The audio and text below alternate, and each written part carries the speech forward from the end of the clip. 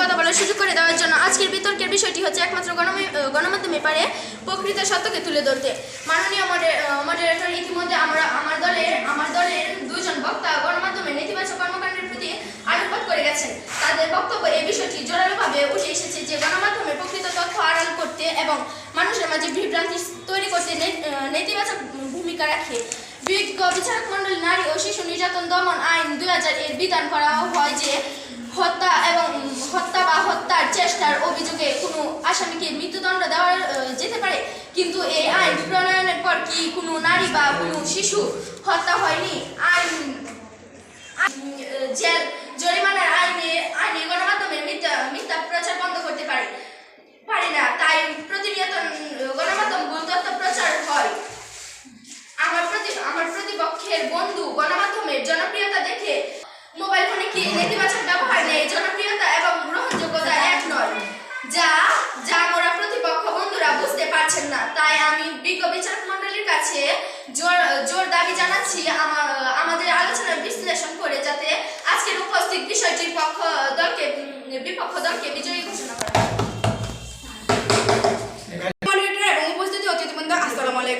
আমাকে কথা বলার সুযোগ দেওয়ার জন্য অসংখ্য ধন্যবাদ। আজকের বিতর্ক চলছে এবং চলবে। আজকের বিতর্কের বিষয়টি হচ্ছে একমাত্র গণমাধ্যমেই পারে প্রকৃত সত্য তুলে ধরতে। আমি এর পক্ষে অবস্থান করছি। একমাত্র গণমাধ্যমেই পারে প্রকৃত সত্য তুলে ধরতে। গণমাধ্যম বলতে বুঝি আমরা বিনোদন সংবাদপত্র, রেডিও, টেলিভিশন পরিবেশন করা বা পরিচালন করা। মাননীয় মডারেটর, আমার বিপক্ষ বন্ধুরা বলে গেছে আইন এবং প্রকৃত গণমাধ্যমকে প্রকৃত সত্য তুলে ধরতে পারেনি। মাননীয় মডারেটর, আমার যে মিডিয়া সাংবাদিক যদি কোনো তথ্য প্রচার করে তাহলে সে বিভিন্ন যাচাই করে তথ্যটি প্রকাশ করে। কেননা যদি কোনো ভুল তথ্য প্রচার করে তাকে আইনগতভাবে শাস্তির ব্যবস্থা করা হয়েছে। মাননীয় মডারেটর, আমার বিপক্ষ বন্ধুরা হয়তো ভুলে গেছে যে ইউক্রেন ফিলিস্তিনের যুদ্ধের ব্যাপারটা আমরা কোথা থেকে পেয়েছি? একমাত্র গণমাধ্যমের সাহায্যে জানতে পারছি। আমাদের এই গণমাধ্যমের সাহায্যে বিভিন্ন পরীক্ষা নোটিশ, বিভিন্ন স্কুল কলেজ ভার্সিটির নোটিশ আমরা পেয়ে থাকি।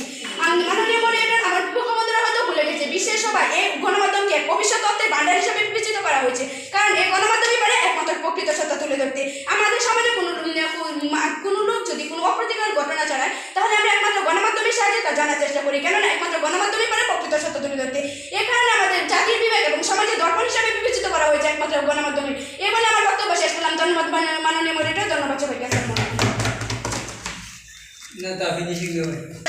সবাইকে আসসালামু আলাইকুম। আমাকে কথা বলার সুযোগ করে দেওয়ার জন্য সবাইকে ধন্যবাদ।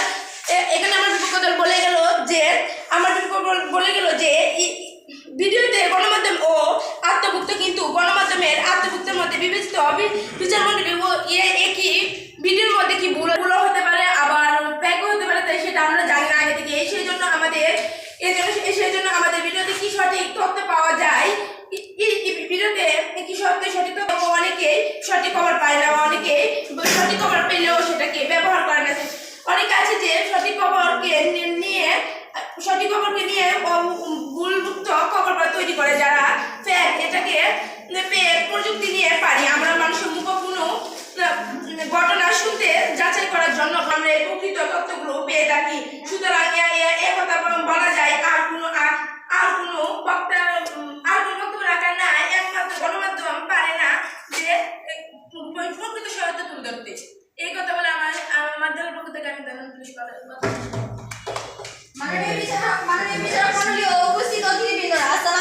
আমাকে কথা বলার সুযোগ দেওয়ার জন্য ধন্যবাদ জানাচ্ছি। বিতর্ক চলছে এবং চলবে। আজকের বিতর্কের বিষয় হচ্ছে একমাত্র গণমাধ্যমে পারে প্রকৃত সত্য তুলে ধরতে। আমি এবং আমার দলের বেশ কিছু তথ্য প্রমাণের সাহায্যে বিষয়টির পক্ষে জোরালো অবস্থা তুলে ধরেছি। ব্যাপক সংখ্যক জনগণের সঙ্গে যোগাযোগ স্থাপন করার মাধ্যমে হচ্ছে গণমাধ্যমকে জনসংখ্যার উপায় হিসাবে বিবেচনা করা হয়। বর্তমানে বিশ্বে প্রচলিত গণমাধ্যমের মধ্যে জনপ্রিয় রেডিও, টেলিভিশন, সংবাদপত্র, অনলাইন বা ইন্টারনেট মিডিয়া ইত্যাদি। গণমাধ্যমের কোনো দেশের সমাজ, গোষ্ঠী, শিল্প, সংস্কৃতির প্রসার করছে। এর ফলে এক দেশ থেকে অন্য দেশের খবরাখবর আমরা পেয়ে থাকি। গণমাধ্যমকে এক বিশ্বাস্য ভাণ্ডারও বলা হয়। গণমাধ্যমকে দ্রুত সম্প্রসারণ করছে। স্বাধীন ও শক্তিশালী গণমাধ্যমে জাতির ভূমিকা পালন করছে। আমার প্রকৃতপক্ষের বন্ধু বলে গিয়েছে যে গণমাধ্যমের পাওয়ার আগেও জনগণের কাছ থেকে খবরাখবর পেয়ে থাকে। তাহলে ঘূর্ণিঝড়ের খবরটা আমরা আগেই পেয়ে থাকি, এটা গণমাধ্যম দ্বারা পেয়ে থাকি। তাহলে জনগণ কিভাবে বলবে যে ঘূর্ণিঝড় আজকে হবে কি না? আমার প্রকৃতপক্ষের কাছে বন্ধুর কাছে অনুরোধ যে এটাই আমাকে বলবে যে ঘূর্ণিঝড় আগে কখন হবে।